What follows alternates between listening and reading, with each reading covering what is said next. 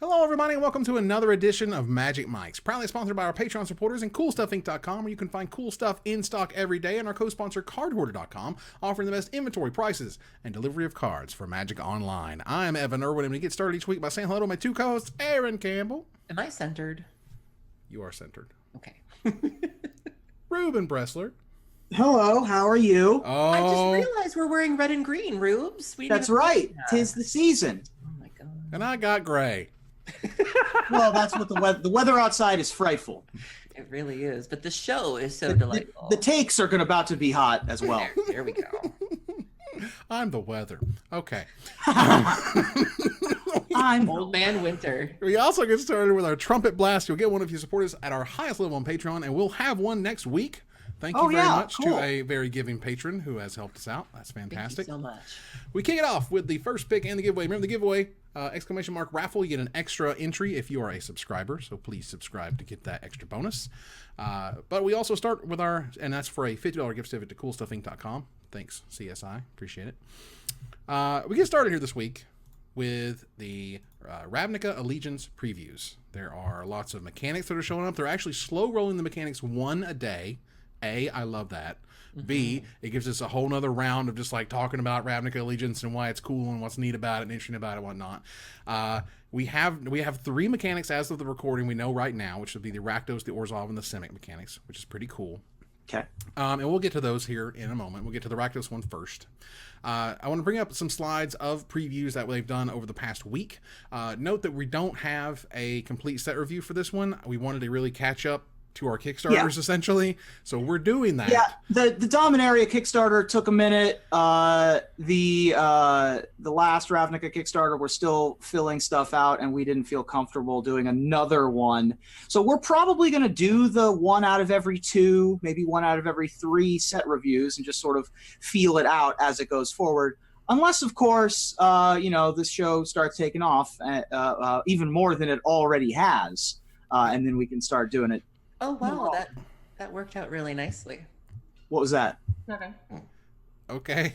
Well, all I know is that we caught up that we're done with Dominaria, and if you backed us on the Dominaria Kickstarter and you don't have your stuff, let us know. We just finished the artwork. We'll show you the artwork next week for our tokens. It's so good. Oh Yeah. my god. Well, that's Really good. I mean, Aaron got the best one, but whatever. True. Aaron did get the best one. Aaron got the best one. It's very good. It's very nice. Now, also for next week, we not only have a trumpet blast, we not only are showing off our tokens, but we are also doing the Magic MOCS next week. I'm also gonna have a big announcement next week. Are you? Ooh. So we Wow. got big announcements. All right. We got Magic MOCS, so we got to get all dolled up. I'm going to be in a tie. It's going to be great. Perfect. I don't know. I have a suit jacket. I only own one. I bought it from JCPenney when I was like 18. Leave me alone. Who are you?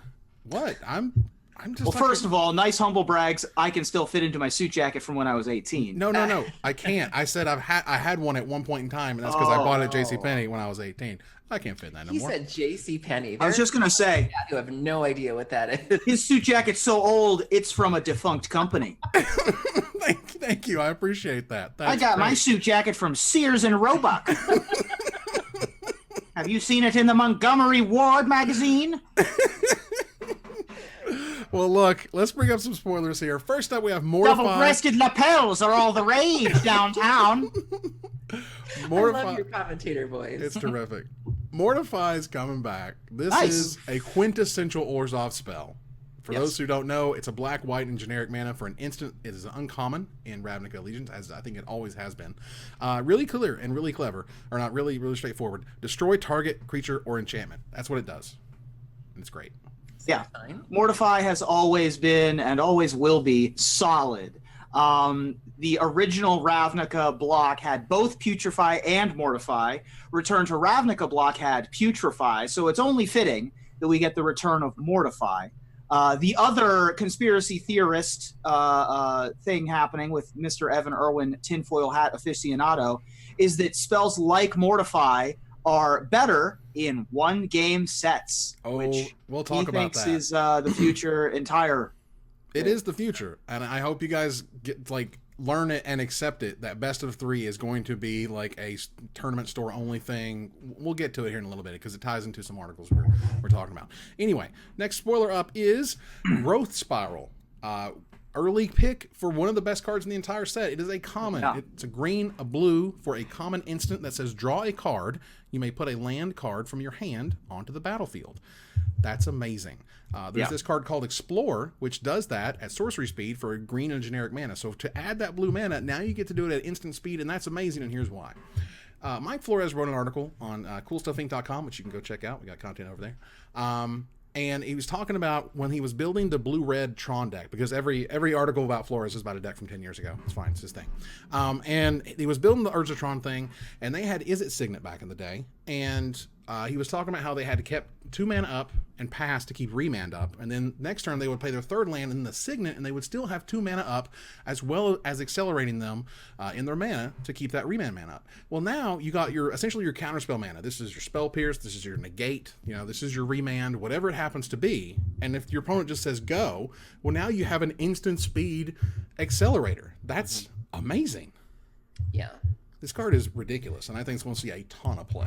And the art, we're big fans of Seb McKinnon. I just recently got my playmat from him from his Kickstarter. Seb did fantastic art for that, and we'll gush about him a little more later in the show. Oh, yeah, the fact that somehow, some way, this card is, not Seb McKinnon's. I mean, arguably not Seb McKinnon's best art piece released this week is absurd. And also, I thought Growth Spiral was good before I read that it was an instant. Mm-hmm. So yeah, that's a powerful Magic that card, is right? Very like they haven't gotten close to this kind of rampant growth type effect in a long time. Remember, Thunderherd Migration, all these cards that require you to jump through hoops to get a rampant growth. They did one that required you to have a wastes back when we were playing Battle for Bad format, and. Now we got good, cool Ravnica stuff. We got all the mana fixing we need. I love this card. It is amazing. But we get to talk about Rakdos. We get to know what Spectacle does now. And we know what the name of this card is. Light Up the Stage is the red and 2 generic mana uncommon sorcery that was accidentally spoiled early. It has Spectacle of Red, meaning you can cast this spell for its Spectacle cost rather than its mana cost if an opponent lost life this turn. Very kind of straightforwardy in many ways. It's very reminiscent of Rakdos's abilities. If you look at Rakdos in Return to Ravnica, he had that sort of effect of you couldn't cast Rakdos until the opponent had lost life, and then I believe your creatures cost 1 colorless less for each life they've lost. And so so it's very appropriate that they took something on the guild leader and made it something for all of the guild. I think that's really cool. Right, and I believe Bloodthirst, that was the Ravnica, the original Gruul mechanic, wasn't it?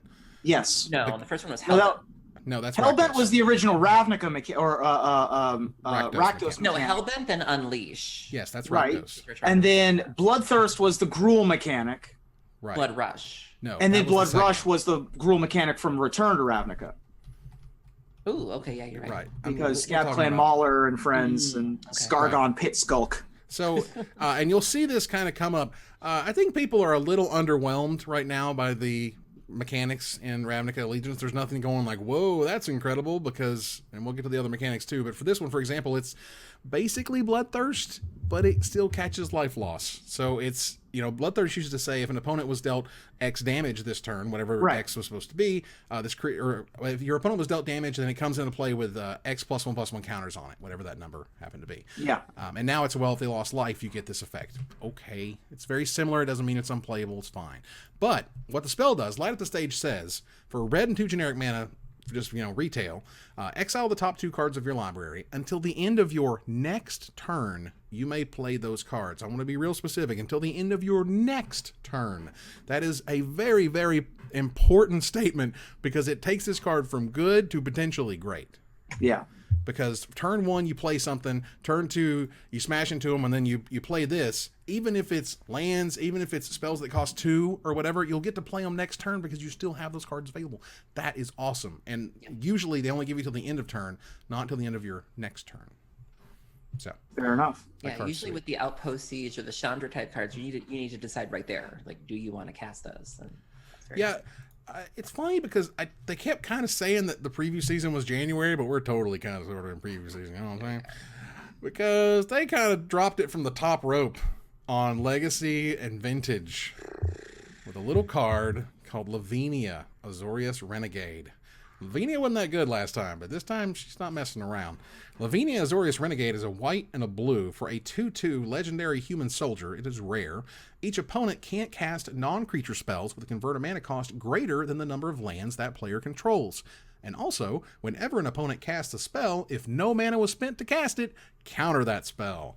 Yeah. Pretty insane. You know what you don't pay mana for a lot? Force of Will. You know what you don't pay mana for? A MOCS. You know what you don't pay mana for? Ornithopter. You know what you don't pay mana for? Terminus when you don't have 6 lands. You know what I'm saying? Like, this counters so much of all of these big formats. Yeah. It's incredible. And the vintage people are just losing their mind. There is not a single deck in Vintage that is not affected by this. Dredge, we cast free hollow ones, not anymore. Cabal Therapy, Dread Return, Unmask, Force of Will, Mental Misstep. The land count in Vintage is significantly lower than other formats because you can play, 5 Moxen, maybe a Mox Opal, and a Soul Ring if you want to. And so no one's really paying retail for their cards in Vintage shops. You're tapping one Mishra's Workshop to get 3 colorless, and it's like that's still only 1 land though. And so Oath, Shops, Outcome, this is even something, and it's one-sided. This is even a hate bear that the decks you're trying to beat can also use. Outcome can use this card, and so there's been a lot of talk about this over at the Mana Drain. They've reached the point where now they're getting into calculation mode. So initially the card first came out, people had their predictions, and now they're going into the probability of a turn on Lavinia with a 1/1. So they're doing all of that. We call it the bargaining phase, if you will. Trying to really figure out what this is going to mean for the format. The legacy players don't seem too bothered by it. I don't think Modern even knows what half the words on that card mean. Love you, Modern players. But yeah, the Vintage players are really, really interested. For those who don't know, the 7 stages of grief they're going through right now are shock, denial, anger, bargaining, soon depression, followed by testing, and then acceptance. Well, luckily, both shock and anger answer a 2/2 in the Modern format. There you go. Wow. Well, keeping it on brand for 'em. My favorite thing about Lavinia, by the way, is the Store Championship promo that Matt Stewart did, which somehow they replicated the effect of the film noir trope of looking through the plastic blinds in a world where plastic blinds don't exist. That was pretty sweet. It's my favorite. I love it. That card's a The wrecking ball. cosplayers are already excited and going to work. I've seen a couple of the bigger names say that they're going to start, they've already started compiling their materials, so they're ready to go. That's great. Now, the next card we're going to talk about is the Buy a Box promo. You can only get this for buying a box. It is the Haunt of Hightower. It's a 2 black, 4 generic mana, 3/3 mythic legendary vampire. It has flying and lifelink, and whenever it attacks, defending player discards a card. Whenever a card is put into an opponent's graveyard from anywhere, put a +1/+1 counter on the Haunt of Hightower. So, was it Venomous Vulturous Zombie? Vulturous Zombie is very similar to this. It cost 1 less than this, but was also green-black. Right.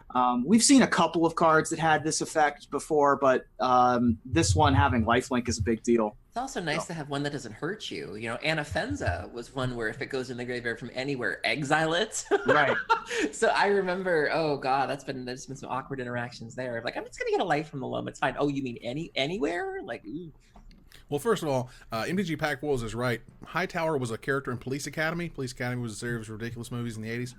And I love them. Also, not to blow out the Hightower reference, but Hightower is a location in Ravnica in the book, in Guildmaster's Guide. Nice. Well, there you go. It's a neighborhood. Well, the Haunt of Hightower, I am convinced this card used to be 5 mana, and then Wizards was like, oh my god, Nexus of Fate, let's make it 6. Yeah. Just to be 100% sure this thing doesn't do anything stupid. It is a little pricey. It's a little pricey for what you're getting, I think, these days. Well, Rix Maadi Reveler. I like the sort of the theme that they've been doing for the mechanics is they're showing you like a common that has the mechanic. You're like, okay. And then they're showing you like a really cool rare with the mechanic. And let me tell you, Rix Maadi Reveler is a really cool rare and is going to see some play. It's a red and generic mana for a rare 2/2 human shaman. It has Spectacle of 2 generic black red. So Spectacle of 4 mana, red, black, and 2 generic mana. When Rix Maadi Reveler enters the battlefield, discard a card, then draw a card. If you pay the Spectacle cost instead, discard your hand, then draw 3 cards. So it's literally becomes a Bedlam Reveler if you're playing a Spectacle cost, which is fantastic. If you draw it late in the game, you still draw a card even if you don't discard a card from your hand, which is great. Or if you can hit them and then get the spectacle and you got nothing in your hand anyway, you're drawing 3 cards off of it, which is amazing. This card sees, I think, a lot of potential for what a Rakdos mid-range deck might actually look like. Yep. Shout out to our buddy A.E. Marling for naming this and several cards in this set, the Reveler callback being particularly good. This card, I just love this card. It's my favorite card. It's my favorite card ever. Does everything I want to be doing. It's a red creature that's a performer juggling skulls that discards and draws cards. It's doing it all. Like I'm this one's audience. This is the 2-drop. This is the 2-drop that the red-black decks need. You know, they need something that's powerful. It's good early. It's good late. And we'll see if it gets there. Yeah. All right, moving on here to our third slide, where we're going to talk about some biggies. Bedevil came out today. Bedevil, first of all, is an amazing name for a Magic card. I love it. It's also going to be one of the format-defining cards of the next year or two. Bedevil is a red and black 3 mana for a rare instant that says destroy target artifact, creature, or planeswalker. That is a hell of a hero's downfall, and that is going to see a ton of play. Get to the art. The art. I knew that art was Seb McKinnon without even looking at because Twitter crops images. And so I think you were the one who first tweeted it, Evan. And I remember looking at it, and without even seeing the whole card, I was like, that's Seb McKinnon. And I just... Yep. I thought that it was Hieronymus Bosch at first with how spectacular the... He tweeted a high-definition image, and it just got even better. And it was like, how are you like this? Oh, it's great. But this is incredible. What's incredible is the flavor text on this card. It says, quote, "It's easy to get taken in by the spectacle, to enjoy a bit of naughty amusement. But make no mistake, the Cult of Rakdos is a danger," says Tajik. I never thought I'd see the words naughty amusement put on a Magic card, yet here we are. I love it. I love that they're leaning in even more on the circus theme. I think that's great. Awesome. All right. So buy your Kuminas now, because Zegana Utopian Speaker is here. She's a blue, a green, and 2 generic mana for a 4/4 rare legendary merfolk wizard. Absolutely a merfolk. When Zegana Utopian Speaker enters the battlefield, if you control another creature with a +1/+1 counter on it, draw a card. And it also has Adapt, where we get to see sort of Monstrous 2.0. It has a blue, a green, and 4 generic mana, Adapt 4. If this creature has no +1/+1 counters on it, put 4 +1/+1 counters on it. And each creature you control with a +1/+1 counter on it has Trample. This girl does everything. And for those who don't recall, Zegana has 3 abilities, yeah, that's right. Isn't that right? No, Kumena. Kumena, thank you. Sorry. Zegana also has 3 some heads. That's a giant dinosaur. I'm sorry. Kumena has 3 abilities. The last of which is tap 5 Merfolk, put a +1/+1 counter on all the creatures you control, which is a thing. So that's a hell of a Magic card right there. There was a very astute Vorthos on Twitter who had observed that based on the frame of the card and everything else, that Zegana may not necessarily be in charge of the Simic anymore. And somebody noticed when you look at her original card, Prime Speaker Zegana, she has this trident. There's a young lady that's been floating around the packaging for this set. She has this weird bowl cut. No one really knows who she is. She has Zegana's Triton. The Triton is the same one from the original card. So whoever that lady is with the pixie cut, she apparently is the new Simic leader. And so I'm really interested to see who that's going to be from a story perspective. But the nice thing about the Adapt, and people have been talking about it all day, is that it appears to be a monstrous that you can sort of reset. You know, one of the unfortunate things about monstrous is that you could really only monstrous once. And so it's if you can find a way to sort of move those +1/+1 counters. And I think even Kumena, isn't there one that lets you remove counters to draw? Or... You can tap. No, there is a like a draw. Zamek Guildmage or something along those lines. I think Zamek Guildmage was from the last Ravnica. There's the Shaper of Nature is the one that lets you remove to do stuff. Okay, yeah. So if you can find a way to get rid of the counter, you can do it again, and that's really neat. I think the main thing I took away from this was Wizards has been trying, to get away from onboard tricks, onboard complexity. You can do this at instant speed to instantly add counters to your guy and mess up. As opposed to Monstrous. Exactly. Monstrous with sorcery speed. This is instantly whenever you want. Judge brought up a really good point. The idea of +1/+1 counters being used as a resource. That's awesome. Like, I like that. Oh, I love it, and I hope they do a lot with it. But if you want to play Kumena, Tyrant of Orhzov, which is a mythic rare from Rivals of Ixalan, so not only is it a mythic, it's a mythic from a small set. See also Rekindling Phoenix. if the Merfolk deck is good, this is going to be like a $25 card because that's how that works. Monstrous apparently was instant speed. So I think Merfolk is going to end up being one of those sort of season decks. You know, right before rotation, there's always that 3 months before where everyone's kind of, you know, Standard has the critical mass of legal cards. I think it's going to end up being one of those decks where it's not going to have too long to flourish, but I think it's going to be something before. I am not sure that Zegana, being a 4-mana Merfolk, is going to be necessary. We'll see exactly how those decks like turn out, but usually, traditionally, Merfolk has been 1-drop, 2-drop, 3-drop. Master Waves. That's where you stop. Master Waves is a thing. Like, this card has so many abilities. Not in Merfolk, though. Master of Waves was mono blue Devotion. Sure, but the older Merfolk decks love that card. Sure. Fair enough. So, Zegana Utopian Speaker is a card. Let's talk about our last preview before we go into the other events and things for this week. Sorry, that's the wrong slide. We're talking about Tithe Taker. Tithe Taker is shows off the Orhzov mechanic. It's a white and a generic mana for a 2/1 rare human soldier because we needed more humans. During your turn, spells your opponents cast cost 1 generic more to cast, and abilities your opponents activate cost 1 generic more to activate unless they're mana abilities. And it has Afterlife 1. When this creature dies, create a 1/1 white and black spirit creature token with flying.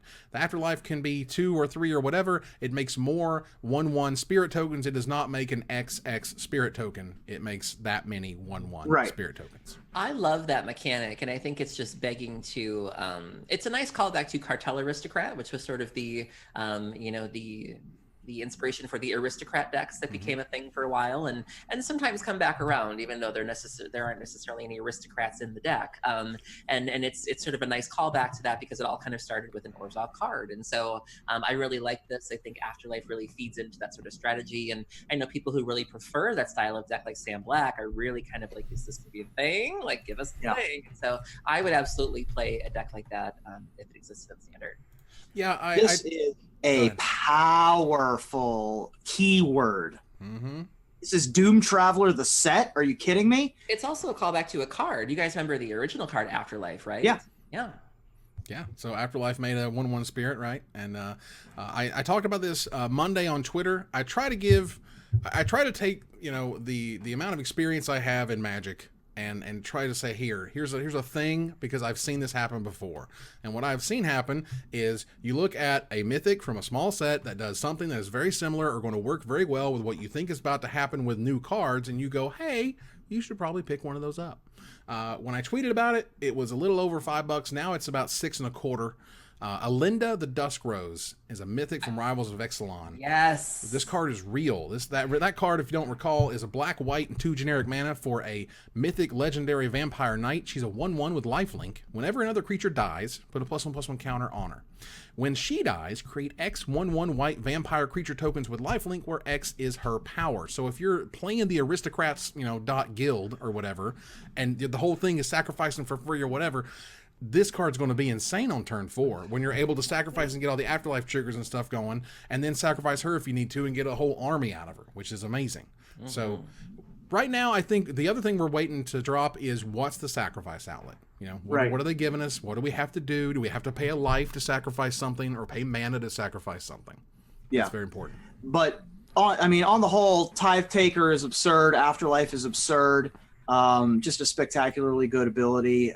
Pretty excited to play just the Aristocrats .guild for all time. Certainly my favorite of the keywords so far overall. I'm also really interested to, because we have no Gruul cards yet, so interested to see where they go with Gruul. Right. And I also really wanted to point out the set symbol real quick. Because I like it. I think it's cute that it's upside down from the Guilds of Ravnica set symbol. So I just thought it was just a neat little play on that. You didn't notice the horns that it makes? Oh yeah. It makes Bolus's horns right in the center. Very nice. Which is really a nice touch. It's, even if that was just accidental, that was a nice touch. Just saying. All right, here, let's move to Gather the Townsfolk. We get to talk about the Magic Pro League. The Pro League were 32 lucky players, well, aka very good players. Lucky is a strong word. I mean, they had to have some luck along the way, but definitely A little some bit. skill. Luck, skill, and victory There you together. go. But he's not in it either. Anyway, Magic Pro League kicks off. They're going to have in March with PAX East with a Mythic Invitational for $1 million prize, which is amazing. And we have these 32 competitors, which starts with Alexander Hain. I don't necessarily want to list 32 names off in front of you, but you can check out the article. I'm linking it here. It's going to be in the show notes, of course. But everybody from Seth Manfield to William Jensen to Jerry Thompson to the man who did not attend Worlds in protest is now being paid for the Magic Pro League. Sorry, go ahead. No, go for it. I was just going to say the 32 players chosen, all 32 folks who were in the top 32 were invited. Two declined the invite, and the people who replaced those folks are Rei Sato, who was Asia's top-ranked player, or Japan's top-ranked player outside of the top 32, I think. And Lishi Chan, who was the Asia Pacific top-ranked player outside of the 32. I was surprised to hear that they were awarded. There's two different contracts at play. One of the contracts includes making content. That's part of the contract. Is they have to, I believe, stream Arena, and they've even been kind of tweeting, which Evan has lots of thoughts about those tweets. They've been tweeting out these pictures of the guys that were chosen, and they have to make content as part of their contract, which I was very excited to see. Well, I wasn't aware there were two contracts. That's interesting. I thought you were contract for like playing, and then there's one for content. Well, that's neat. Well, I can imagine that's also where they said they're getting contracts worth $75K because you get like 37.5 or whatever and 37.5. But either way, I'm excited to see all these awesome Magic players stream more and be paid to stream and give them the incentive to stream.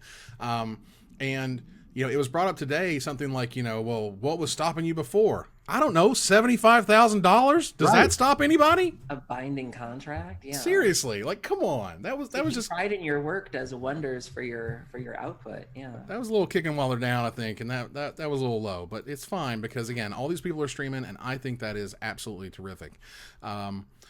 Speaking of streaming, literally like out of nowhere, I think this was like Monday morning. I heard about it, maybe Sunday. Random people too. Yeah, it was crazy. Okay, let's see. 1870. Okay, so Saturday was when I guess the word got out that Twitch Rivals was happening. Twitch Rivals is like a Twitch competition.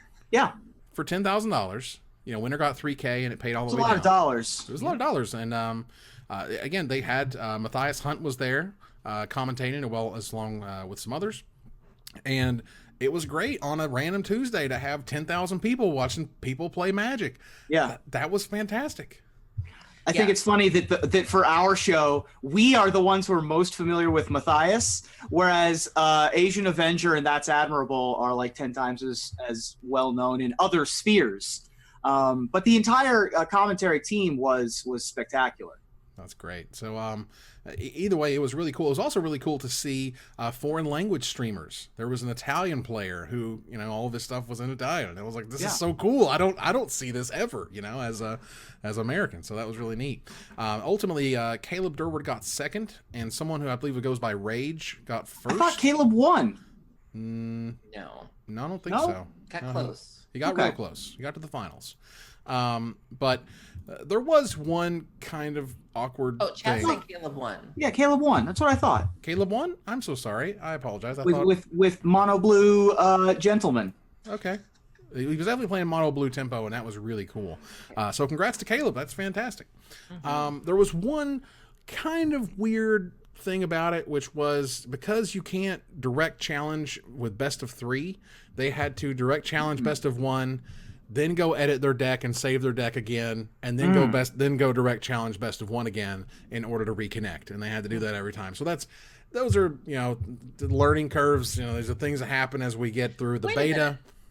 How do you get a game loss for a side? Okay, so chat's saying that this Rage fellow got a game loss. How do you get a game loss in an electronic program? Probably because that when you submit the deck again, he submitted an illegal deck, would be my guess. Fascinating. Oh, okay. This is what happened. So off camera, after it turns out his opponent submitted an illegal deck for game 2. Yeah, that's what's going to happen when you don't have the direct challenge for best out of 3 mode. In a deck that's not legal, Magic Online doesn't let you. Like you get yields. It might have been. Sounds like they should have done this on Magic Online instead of Magic Arena. What that sounds like to me. Lol. They never have any of these deck errors that way. They got a lot more errors. They have other errors. And we'll talk about some of those later. Either way, this is, you can't direct challenge for best of 3. Wizards have said they're adding that in later, and that's of course no big deal. But to me, the whole point is, they invited all these people we knew who stream Magic. They all got into an event for 10K. It was a random Tuesday. It was absolutely awesome. I loved it. So good job on that one. Yeah, pretty insane that you could get, 5 digits of followers on a Tuesday for Magic the Gathering. It wasn't so long ago where we were saying that there was no way that was ever going to be possible. And lo and behold, Magic, it seems, might be on its way to being an honest-to-goodness top-tier esport. We're getting there, like step by step. There's an important step we got to take, but again, we'll talk about it in a little bit. Yeah. MTG Arena. I don't know if I want to characterize it as tried to take away all the prizes, but they were taking away a lot of them, like up to 90% based on how you did the math or whatever. No matter which way you sliced it, you weren't getting as much as you were before. Yeah. And they were like, and at the last minute, the 11th hour, MTG Arena said on Twitter, today's update has been delayed to address player concerns on competitive event reward changes. Thank you for your feedback. We will have a new update and more details soon.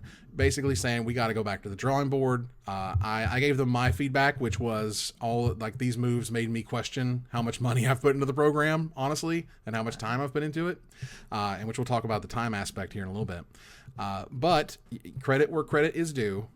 They reverted some really awful changes, and that's a good thing. So thanks. Now moving on to our other digital experience for Magic the Gathering.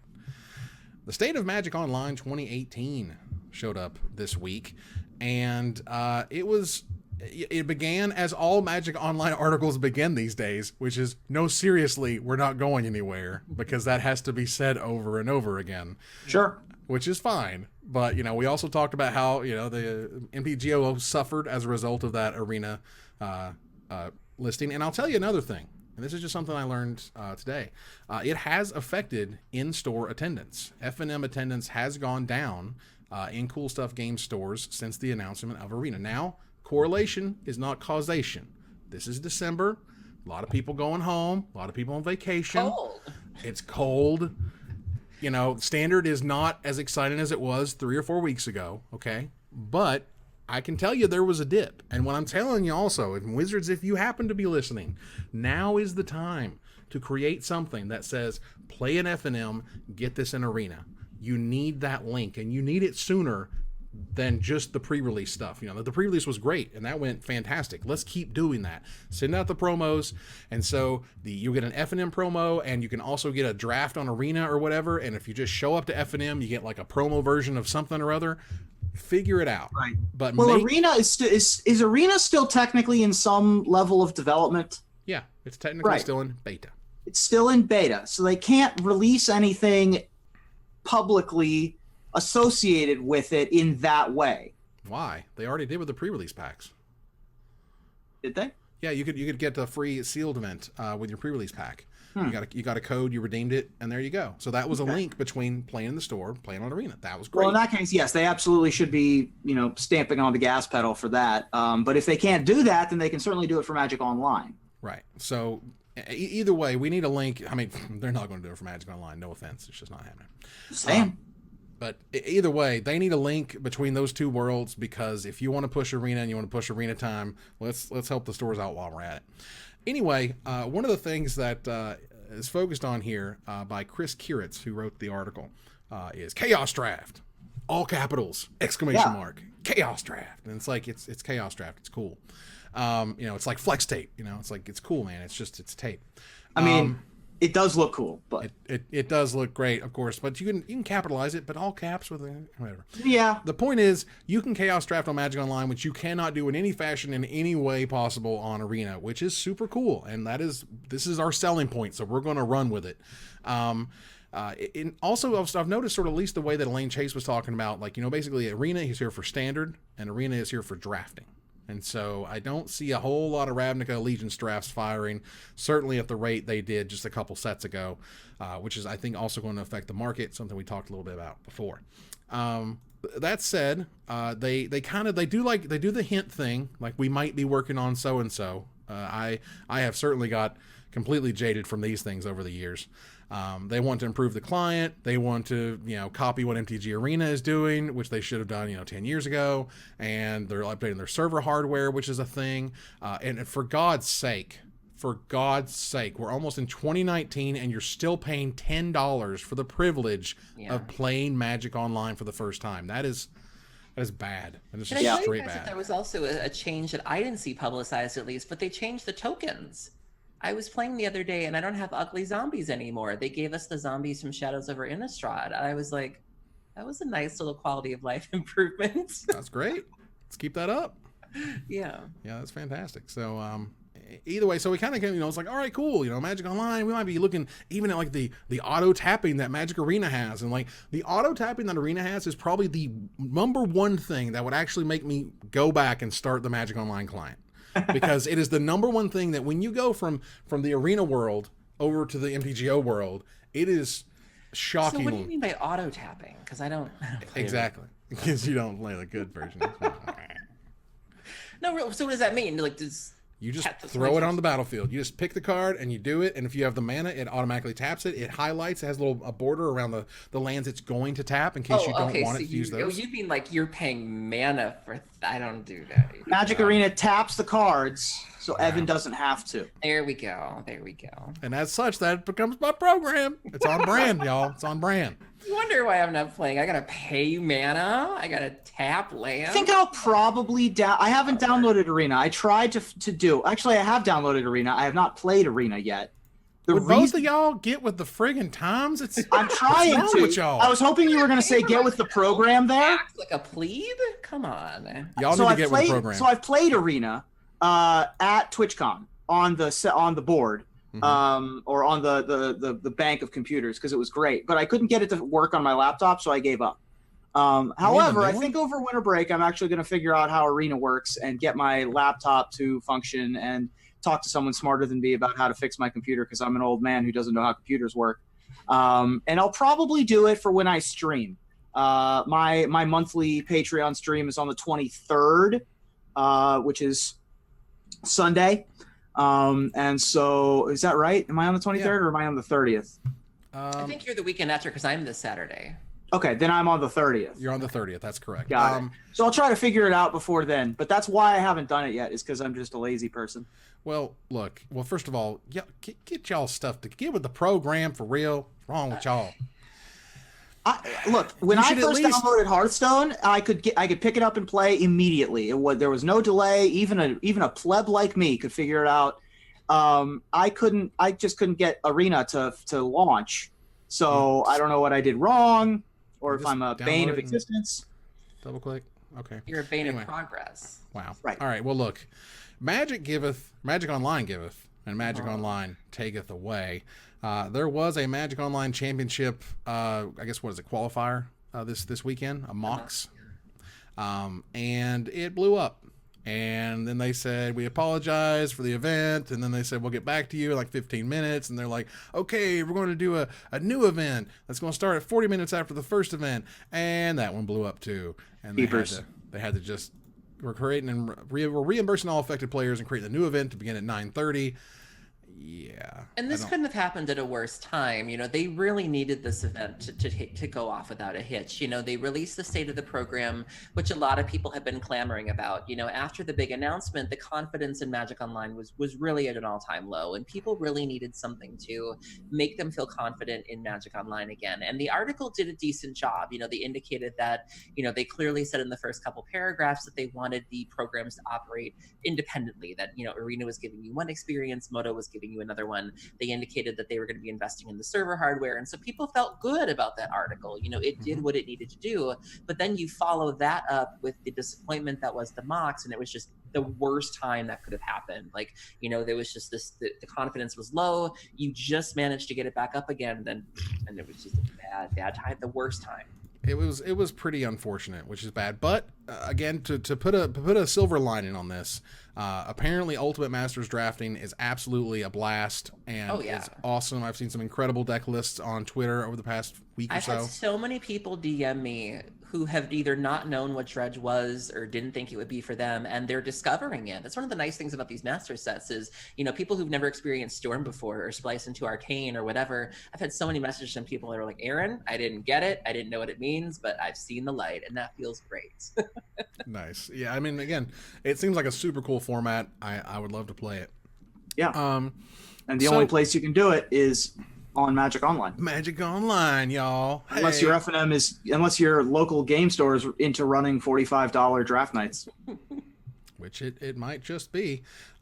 Speaking of Ultimate Masters, just real quick on the finance side, it ain't going down anymore. If you saw a price, if you see like 280, then you should probably buy it. If you want the product either to draft, you want it to sit on it because you want it to be an investment or something, or if you just need your modern cards, now is the time. It's not getting any cheaper. It has officially turned the corner. These master sets have a point where they, you know, there's a race to the bottom. Well, we hit it, and it's not there anymore. And now everybody's starting to climb back up. Boxes are seeing around $300 or so. So if you see a deal, jump on it. I opened a foil Through the Breach Ultimate Masters. Nice. If anybody needs that, let me know. Well, there you go. Because I would rather I would rather it go to a good home. You know. Maybe as a giveaway for your Patreon stream, the kids. Ooh, I should do that. I'll give away my foil Through the Breach as my Patreon giveaway. That's hot fire. I gave the Balefire Dragon that I opened in the same pack to Garav from the Broken Pact. So. Very nice. All right, so let's see here. There is a Magic Fest happening, or I'm sorry, there is a Mythic Championship happening at Cleveland at the Magic Fest. Well, there's both a Magic Fest and a Mythic Championship. Yes, both together combined are happening. They announced the formats, which are basically, best I can figure here, just your Pro Tour format, which is it's going to be 3 rounds of draft followed by 5 rounds of constructed on both days, and then we're going to have a top 8 day on Sunday. So, paper. Question. Point of personal preference. It does not specify whether these will be best of 1 games or best 2 out of 3 games. It doesn't, but at this point, because it's the tabletop Mythic Championship, meaning they're playing with actual cards, I'm expecting it to be best of 3, and that this is to mirror what we Just a thought. No, it's not a thought. Again, we're getting, that train is continuing to roll. All right, so let's see here. There was an Enter the Battlefield Scotland. If you have not seen this program, by Nate Holt and Sean Kornheiser, is that right? Kornhauser. You need to see it. I put the link in the chat. The link is in the show notes if you're listening to it later. Get yourself on that. Talks about one of the pillars of the Scotland community. It's really touching, honestly.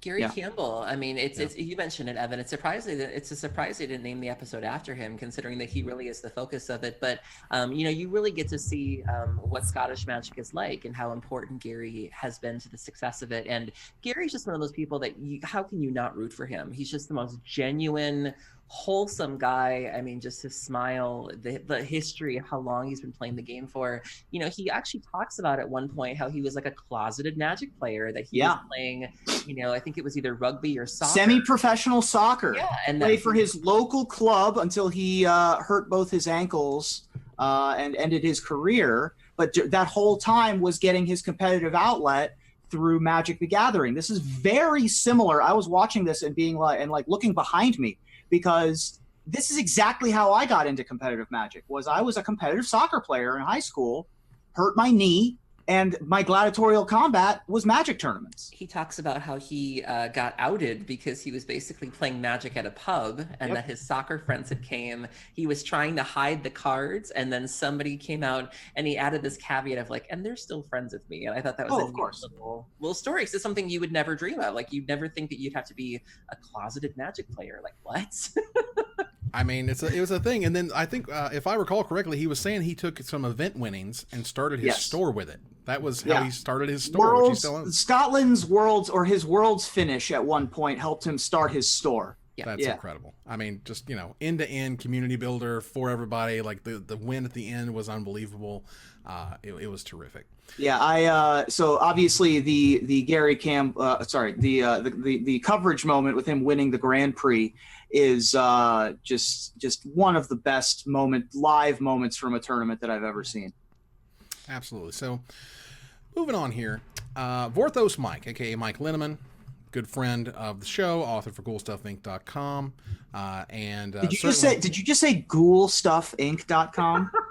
No. If you don't change everything on the website next Halloween to GhoulStuffInc.com, where you can get ghoul stuff in stock every day, then I don't know what to do with you. Oh man, that's never come up. Write it down.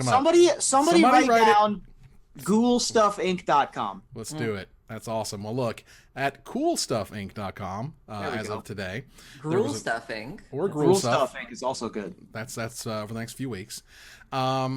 There was an article he wrote, essentially an addendum to his previous article about boycotting. There's Magic artists that are boycotted events because they're being treated as vendors and not as guests. And he tries to sort of break down, what are the problems, what are the needs, what are the solutions that you have as, to answer these questions. For example, what is a Magic Fest supposed to be?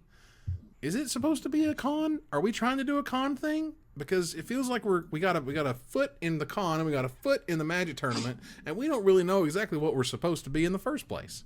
That's a problem that's been around for Grand Prix for a very long time, for what it's worth. For example, you need trackable participation in non-tourney events. CFB has an idea of sort of what they call turnstile, aka how many people came and left the room, but not necessarily if you came and just played EDH, got some cards signed, and went home, and you went there and you played some EDH, or you bought some cards from a vendor, or whatever you did, because an artist was there, they don't necessarily know that. One of the solutions being entry fees. Now, entry fees have a whole bunch of problems. There's a bunch of fees that are involved. You have to take tickets. You have to police it. And there's some issues with that type of stuff. One of the things he says is a $15 experience/signature voucher, which I think would be really interesting. If you had, like a punch card or something, and you take it to the artist and you get like 5 cards signed, maybe 5 cards from 5 different artists or whatever, and you pay $15 for that, and they get a cut of it, and CFB gets a cut of it, and we're able to pay for these expenses, because that's sort of what we're looking to solve here, is that it is, it is an expense to bring someone to an event. Let's see if we can do it. And point of purchase surveys, for example. At every registration purchase, ask them, what do you plan on doing today? What do you plan on playing? Why are you here? These questions can be presented to players. I like that he brought up your idea, Evan, of the map, where like you take a map, you put pins in it of where the artists are, and I believe he already did that. If this example is complete, and it sounds so simple. It's like you take a map, you put some thumbtacks in it, you figure out where your event is going to be, you pick the artists that are close enough to that, and you invite them. And he even goes on to name a couple. That saves them the time of the time of having to travel to that event if they happen to live close by. It also cuts down on costs as well, and it really lets you invest more into them if you're not having to pay as much just to get them there and keep them there. And so I really like that idea. I'm also not opposed to the cost idea, the idea of an entry fee. The only thing I think that Mike cautions is if you're going to do an entry fee, that you need to make sure that the rest of the experience isn't bad, and that's something that has been an issue, and so I think that there's a lot of really good solutions here. I appreciate that Mike is still bringing up this issue in a way that a lot of people aren't. It was a story that was really hot when it broke, and it's kind of faded since then. And I appreciate him keeping it out there as something that we should be talking about. I mean, this was how it happened. This is how we did it at SCG. We had a map, and we said, we're going to be in X town. Who's nearby? Let's see if they'll come out. And if you want to have someone who is a marquee, like getting John Avon to Grand Prix, New Jersey was not a cheap expenditure. But right. I know for certain there were people that came to that event because John Avon was at that event. We had like 6,000 people or something in the room. It was incredible. It was absolutely incredible. And you don't have those type of numbers. You don't have those type of impacts unless you really go deep on whatever artist or whatever thing, whatever guest you're trying to invite. You know, you got to make that a big deal, and we made it a big deal, and people showed up because of it. And we were also great artists there, but that doesn't mean like we paid all of their expenses per se, or as many expenses per se. It's just it's the give and take. The other option I really like that Mike brought up is, and this is probably the most unlikely to happen, I think, but he mentions teach artists to be vendors. And we talked about this before through give them a business class. Yeah, like how being a content creator or even being an LGS owner doesn't necessarily prepare you for being a business person. You know, those are skills that you're not necessarily born with. And so, you know, he talks about when it comes to vendors, you know, how do they know what to price their proofs for? You know, what's an alteration? What kind of markers should I be using? How do I order playmats? You know, things that we sort of take for granted that, oh, every artist just has playmats and has prints. No. And so kind of having like a designated representative that can really sort of help them with that of, you know, if the business side of things isn't really your strong suit, we have somebody who can either recommend these vendors for you or recommend a pricing scheme. And so I really like that idea as well. Yeah. Can confirm, not a business person.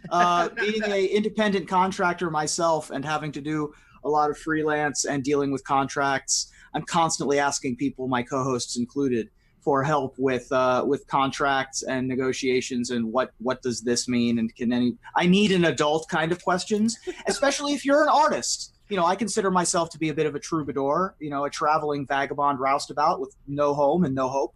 But some of the artists are very similar. Mm-hmm. You know, they figured it out, and eventually someday I will too. You don't have to worry about me, guys. My point is that, you know, you live in a trailer until you live in a mansion, right? Like that's how these artists, and that's not, it's a bit of an exaggeration, but you get my point. Right. Mm-hmm. I mean, you're not making Magic cards until such a point that you are making Magic cards, and then you're extremely popular. So having that business class, it's like when the NFL rookies come into the league, they have to take a business class because they're suddenly millionaires, right? So I think that something similar run through Channel Fireball for the artists, even for the cosplayers. I mean, if you have a line to take a photo with you or a line to get stuff signed, you're an attraction. I've seen lines out the door for Rob Alexander and for John Avon and for Darkin and for cosplayers and for Christine Sprankle and for all the folks, you know, over the years. And so they're definitely a value add. But if they don't know how to monetize themselves properly, then you as a company, as Channel Fireball, are hampered by their ability to run their small business as an artist. Yeah. So I definitely like that idea a lot. I don't think it will happen because Channel Fireball doesn't want to do anything, it seems. Well, of course not. Because now, and this is we already spoke about this, which is they have it on Easy Street. They say you come to me and I'll see if I deem you worthy to show up at our event, and you get to pay all the expenses. That sounds like the mob. That sounds like, hey, pay us our weekly stipend, or maybe nothing will happen to your bar, right? Like that doesn't sound clean to me. It'd be a shame you weren't one to vendor at this event.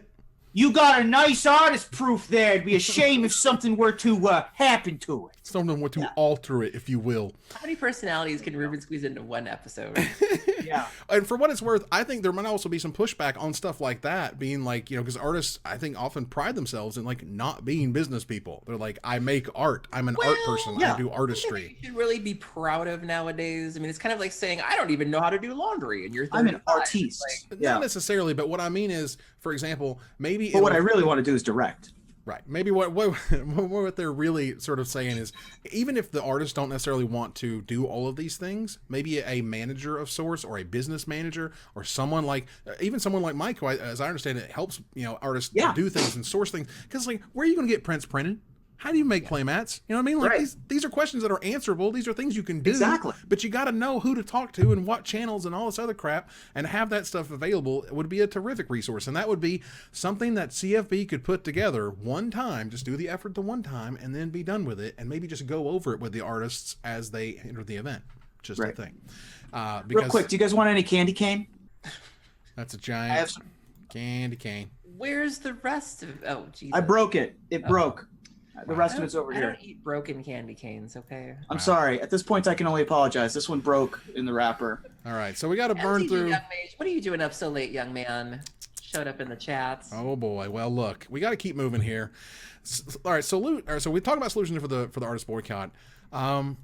Arena, while they rolled back the competitive event payout stuff, which was great. What they did roll out was the ranking system, which is completely insane, which is actually completely insane. Someone did the math, and God help us all if you want to try to be mythic, if you want to be mythic level on Arena, you better be prepared to play, and I mean a lot. If you wanted to climb from bronze to mythic with a 55% win rate, and that's not a very high win rate necessarily, but even the best in the world aren't necessarily over 63%. If you were to get there, if you were to play for a 55% win rate from bronze to mythic, you would have to play 845 games in a month. That's 28 games a day. Jeez. That's just to reach the bottom rung of mythic. You're not even at the top rung of mythic at that point. Wow. It is almost 40% less to go from rank 25 to legend. Using a handy calculator he had, takes an average of 500 games. That's almost 40% less. So careful, you're making me really want to play this game. What I'm making me not want to do. Get with the program he told us earlier. No. Magic Arena is the future. Yes, it is. He said as he continued to shovel into the bottomless pit. This ranking system is busted. This ranking system is bad. This is like they just copied Hearthstone, added a few levels, called it a day, have some really weird, prizes on top of it. This is not okay. This 800 something games, it's crazy. Who has that kind of time? I have a career. I have a side hustle. I have. Who has that kind of patience? Right. Yeah, like oof. The grind is nuts. So like this is just more or less sinking in. Like, hey, they did a good thing with that prize thing, but by that good thing they mean they didn't actually change anything, and by the bad thing they implemented a rank system that's going to take you your lifetime to just get to the bottom level of the. This is all the fine print that's underneath the everyone will know your name when you're the world champion of Magic Arena. Everyone will know your name. Mr. Sir Mix-a-Lot, it will announce you at the next Game Awards when you, and then but fine print is just like you have to empty the Pacific Ocean with a bucket by hand. I just imagine, I think there was a meme floating around of like the skeleton in front of the computer with like the spider webs. Yeah. All right. So this pivots into the problem. At least they're still in beta, so that they can fix this. Yeah. I'd also note that they are in beta. They can change whatever they want, and no matter how much money you have put into this program, if you don't like the way they've changed it, you're screwed. Keepers. Boy, you're really selling. It's the future, guys. Hey, I don't take the good without the bad. All right, I'm not going to lie to you. I'm not going to. Everybody, hop on the bandwagon. No, it's a terrific way to play Magic. It's some of the best and funnest Magic I've played in a while. I play more Magic now than I've played in years, which is fantastic. Just sign the dotted line right here. Look, I've got a pinprick so that you can sign in blood right here. Goods and bads. All I'm saying is, Wizards is framing many changes as the public demands best of one. 97% of the games on Magic Arena are best of one. Best of one is what everyone likes to play and watch and stream and yada, yada, yada. And Wizards is making this narrative and Wizards is making this argument because it is the future and you need to give it up. Sure. And all these people who are just like, the best of three is where the real Magic play. No, man. Best of three. Oh, no, I don't care about that. Best of three is where modern, legacy, and vintage, you have a sideboard. And standard, you're just going to have to let it go because that's the meanest thing you've ever said to me. Best of three has to, it just can be a slog. Imagine let it go. New players. Let it go. New players don't understand. Kids, they know this song. I know you know. Sing along with me, everybody. That's right. Can't hold it back. Come on. This isn't Ruben karaoke night. Can't hold it back anymore. Let it go. Let it go. Aaron, you're not gonna. I don't like Adina. I don't care. No, nobody? All right. Look, all I'm saying is this is the same thing that kept Magic draft leagues off of Magic Online for many years, even though people were begging for them and asking for them and pleading for them, because true Magic drafting is with 8 players, and you don't get the real draft effect if you don't draft with 8 players. Give me a break. I draft with bots for 2 minutes now, and it's fantastic. Subtweeting me. Every time I pick a pick into the draft, the next one shows up. It's fantastic. And I don't have to wait for anybody else. And I don't even want real person queues because I don't want to wait on somebody. About the fact that you're done in 2 minutes, but that's just. Hey-oh. Look, all I'm saying, I know. Jerry, who owns Cool Stuff Inc., by the way. Nice. This is a reality that you're going to have to understand. Esports does not want sideboards. They don't want to understand why you have a sideboard. They don't give a crap why X card comes in Z matchup for whatever reason. It's just too much. And not to mention, best of 3 games can last up to like an hour. That's too long. You need small 7-minute, maybe if you're in a big control mirror, it might take 20. You know what I mean? Like that is your max length because you got to get in, you got to get out. Best of 1 matches means you see more Magic, you play more Magic, you play different decks, you see different decks. All the upsides. I have a story to tell that taps into 2 of these things. One is, if you're worried about the death of control because of the varied types of aggro and mid-range that you might face, don't worry. There will be control decks. Magic is a very diverse, lush atmosphere. Control decks will be a thing. And the story that I will tell will also clue into, if you want to grind, you're going to have to compete with some people who are certifiably nuts. There's a guy in the Hearthstone community named Fibonacci HS. Okay. It always has like the best control warlock list imaginable. Always. He's the warrior, not warlock. Best control warrior guy that there is. And it's been that way since the beta. Okay. And no one knew who this guy was. And very few people interact with him. He's not a content creator. He tweets out his lists. But now it's more well known, like the last year or so, that he's like a contractor who works in Iraq or Afghanistan and has a job where he has to be at a desk for like 12 hours a day. But has to like just keep his eye on stuff and doesn't actually have to do specific. It's like watching security cameras, I think, or something along those lines. Right. And so he grinds like 70 hours of Hearthstone a week. Wow. And that's what it takes. So that's what you're going to have to compete against if you want to be the Sir Mix-a-Lot's best in the world. I mean, well, first of all, you got to get to the top 32, and we still don't know how to do that for 2020, but we'll figure that out later. This is one of those of like, guys, this is old guard stuff. This is 1990s thinking of we have to have sideboards to play real Magic. No, you don't. You're going to watch. I agree. You're going to watch different. Well, of course you do, Dredge player. But all I'm saying is this is just one of those things. Like, this is the esport part that we may not like. That the old guard of Magic is this and this is what real Magic is. No, it's not, dude. If you want Magic to be a real esport, it's got to be best of 1. It's got to be. Let's get real here on this show. We're all old guard. We're all insiders. This is an inside baseball kind of program where hardcore news folks show up. And if you just started playing Magic and you show up to Magic Mics, I mean, we're a bunch of old fogies that are talking about a lot of stuff. 80% of what we talk about you probably don't understand or have heard of. Like J.C. Penney's. Right, like J.C. Penney's, exactly. You old man. But there's a J.C. Penney's manager in our chat. Nice. See? Fantastic. Thank you very much. They must have the Skype extension that allows them to tune in from 1997. Hey, all I'm saying is that was a nice jacket. Seriously though. But you got to let it go. We're gonna have to change with the times too. This is gonna become Magic Arena mics sooner rather than later. Aaron Campbell and Ruben Bressler. Both of yous. Just so you know what the experience is. At least know what it is. Yeah. Have it on your machine. Run it around for a little bit. You can play for free, obviously. Anyway, we got to keep moving. There is a program, a podcast that existed for a very long time. Ran by Mr. Joey Pasco and Big Head Joe, and it was called Yo MTG Taps, and that thing was around for a very, very long time. It eventually ended. Joey went to, I believe, In Contention after that. Yeah, which for was a while. my podcast with where he replaced Sam Stoddard with me and Matt Cranstuber, and we were the official podcast of the SCG tour for a little while there. Very nice. Well, the rumors are true. He tweets.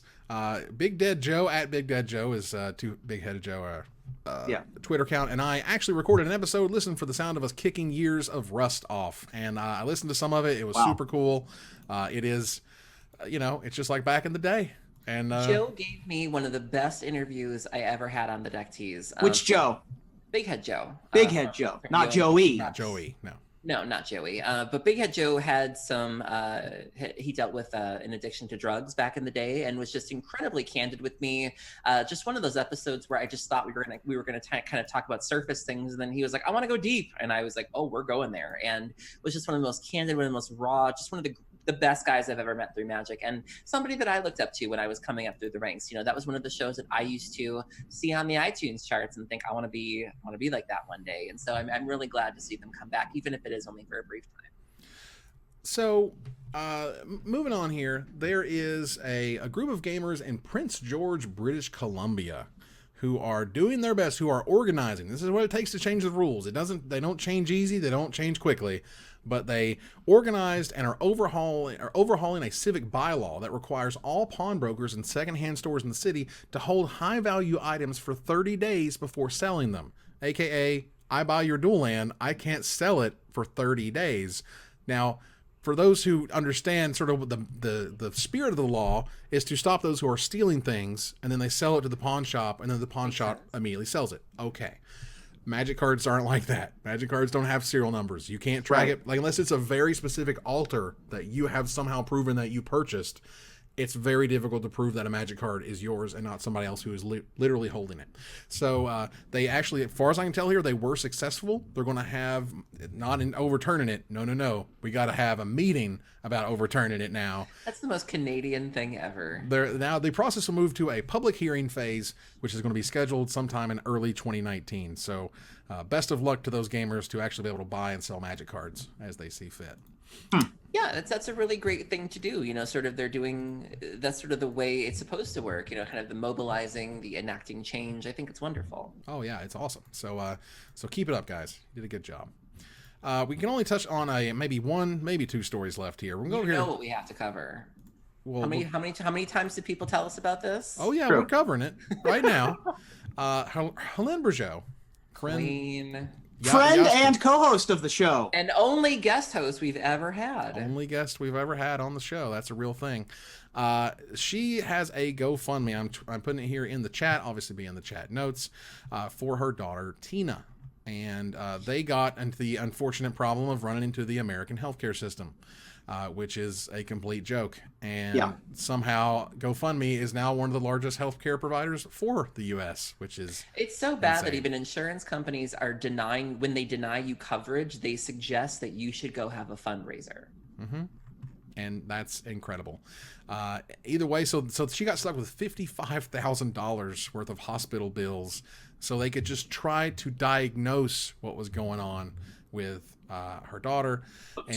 And that's just awful. So that's terrible stuff, and we're here to help, and we're here to boost the signal because Helene is amazing, and even if she's not in Magic anymore, she's still in our hearts. Her absence is still felt, you know, especially when it comes time to announcements. You know, there's still the feeling of, you know, what would Helene have done? How would Helene have handled this? The fact that many people have never even seen the new people in charge, don't even know their names, you know, still very much a void that has yet to be filled in our hearts. And she's not wrong. The American health system is atrocious. I filed for bankruptcy at 25, largely because of medical bills, you know, and so to be in that position where you have to ask yourself, do I want to pay rent or do I want to eat and pay a medical bill? You know, we went on a huge tangent about this on the pre-show, but she's not wrong, and you know, she brings up you know, her issue is serious, and if you can do anything to help, please do so. Absolutely. I have done a little bit of political activism in my time. A lot of it has had to do with the healthcare system. I've spoken at the Ohio State House on several occasions, particularly back. Do you remember when I had the shaved head with the full beard, Evan? I never saw that. That was a good look. And old 26-year-old, 25-year-old Ruben Bressler arguing with state senators about medical choices and hoping that we get to you know, have our medicines on time. No one should have to take their child to the hospital and have to deal with this afterwards. That's absurd. We're supposed to be the greatest country in the world, and our healthcare system is not great. We are certainly the wealthiest country in the world, and so no one should have to resort to GoFundMe or any of these other websites for medical emergencies. GoFundMe is now the 4th largest medical insurer in the United States, if you qualify it in that way. That's amazing. Flipping to the other side, Helene Bourgeau is on the Mount Rushmore of Magic the Gathering for the past 2 decades, in terms of what she did for competitive play, in terms of being the face and the voice of the game. Literally the voice? Literally? Voice of the game. Yeah, I can't do that one. That's not a voice. It's in my wheelhouse. We have to use Aaron for that one. But she is her impact cannot be understated. For those of you who have the resources to be able to donate some of your money to her and Tina's GoFundMe, that is, I don't think that we could spend more time or any better time on our show. Absolutely. So go help her out. Let's go here and pick a winner for our giveaway. Oh snap! Lord Dojang. I know him. Oh, congratulations! Lord Awesome. Dojang is the young man who let me borrow the Lotus and the Sapphire for each. They clearly don't need $50. Redraw. Nice. Well, there you go. They're just lending out Lotuses and Bazaars to wayward podcasters. Exactly, to wayward podcasters and hitchhikers along the road. Nice. Well, there you go. All right. So that brings us to the part of the show where we have the giveaway and the thanks. So the giveaway has been completed. Please contact Aaron or hit us up as the moderators on our subreddit. That's a way to contact us as well to get you your prize. All right. So thank you very much, Pumpkin Bomb, for subscribing via Prime. Martin Casa showed back up for 8 months. With a little note here. Hello, everybody, and welcome to another episode of Martin Casa Resubs. You're awesome. Thank you. Come on, branding. I like that. Blood Gaze subscribed via Prime. Thanks a lot. MTG Effect gifted a sub to Smilkhouse. That was fun. Oh, very cool. Yeah. Beyond Sadistic has resub for 4 months. Notes Putrefy, Mortify. How about 4 monthsify? Ooh, good. Saw Good what you did stuff. there. Let's see. 00 Busy Hands resub for 4 months. Christmas came early, Pog, as it says here. Thy Valentine subscribe via Prime. Thank you much. Let's see here. I think that is the final list of the subscribers. Ruben, can you tell us about the bit givers? Absolutely. The PLAT gave us a bit. Thank you for your penny. House of Shadow clicked in with a nice 69 cents. Smilkhouse got there with 200 bits. Sexy Soy chipping in with 317 bits. Ninja Chico 42, 1,200 bits. And Martin Casa, once again, trying to win the bit war with 1201. Y'all are relentless, and we love it. You guys are great. Thank you very, very much. Remember to hashtag charity on all of your bits so that you can... Get that Jeff Bezos money. That's right. Take it. Do what you got to do. All right. And 51 more, it looks like, here from Mr. Casa. Yeah. Which is nice. And Ninja Chico 42, 100 bits, which is awesome. Thank you guys so very, very much. But that means we're going to turn the corner to the finisher. For the first time in nearly 2 years, a new episode of one of the most popular Magic podcasts of all time, Yo MTG Taps, was posted by the hosts and our friends Big Head Joe and Joey Pasco, discussing Arena's new prominence in Magic's competitive scene. Now, we already live in a culture that is mono-remakes, adaptions, reboots of classic shows from ages past, but this got me thinking. If we can resurrect Yo MTG Taps, what other series from Magic's past can we bring back now that Arena and the Mythic Championship have entered the battlefield? Ruben? Well, now that Magic has entered the esports arena, a bi-weekly news show, preferably with comedic elements like one-liners and sketches and bits, with a charismatic and knowledgeable host with a traditional news desk style setup, would be relevant now more than ever. And there once existed a show that fit that exact description. So in 2019, prepare for the return of the most popular Magic the Gathering comedy news program of all time, Split Second with Jeremy Knoll. Inning. Aaron?